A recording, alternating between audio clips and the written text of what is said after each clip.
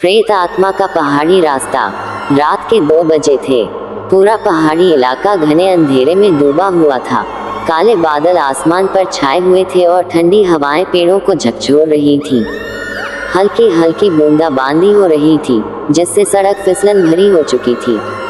महेश, एक truck driver, अपनी गाड़ी लेकर पहाड़ी रास्ते से गुजर रहा था।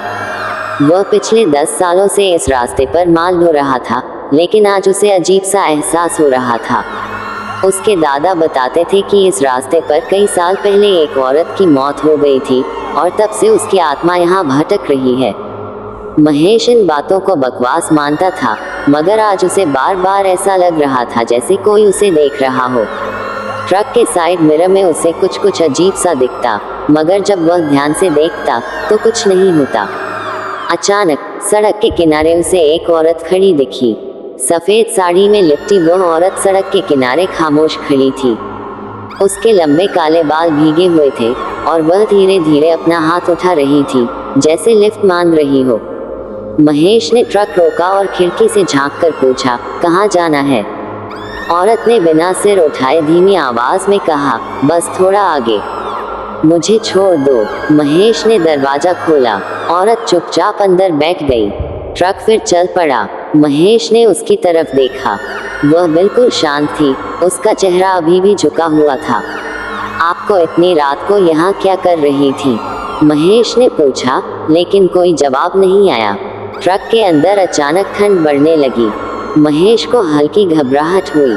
उसे अजीब सी गंध महसूस हुई, जैसे जले हुए मांस की। उसका दिल तेजी से धड़कने लगा। उसने धीरे से शीशे में देखा। औरत अब उसकी तरफ मुड़ चुकी थी। उसका चेहरा पूरा जला हुआ था। उसकी आंखें कोयले की तरह लाल थीं। उसके होठों से काले धुएं की लकीरें निकल रही थीं। महेश की सांस अटक गई। तू भी मरेगा, जैसे बाकी मरे। महेश ने जोर से ब्रेक लगाया और ट्रक का दरवाजा खोलकर बाहर कूद गया। तेज बारिश में वह भागने लगा, मगर अंधेरे में उसे रास्ता नहीं दिख रहा था। तभी उसने अपने पीछे भारी सांसों की आवाज सुनी। वह औरत अब हवा में तैर रही थी। उसका जला हुआ चेहरा भयानक हंसी के साथ उसकी ओर बढ़ रहा था। उसकी आंखों से खून की धाराएं बह रही थीं। मुझे छोड़कर कोई नहीं जा सकता। महेश चीख पड़ा और अंधेरे में भागने लगा। अचानक उसका पैर फिसला और वह गहरी खाई में गिरने लगा। अगली सुबह स्थानीय लोगों को खाई के नीचे एक जला हुआ ट्रक और महेश की अधजली लाश मिली। लोगों ने एक दूसरे की ओर डर से देखा। ये पहली बार नहीं था जब इस सड़क पर कोई हादसा हुआ था।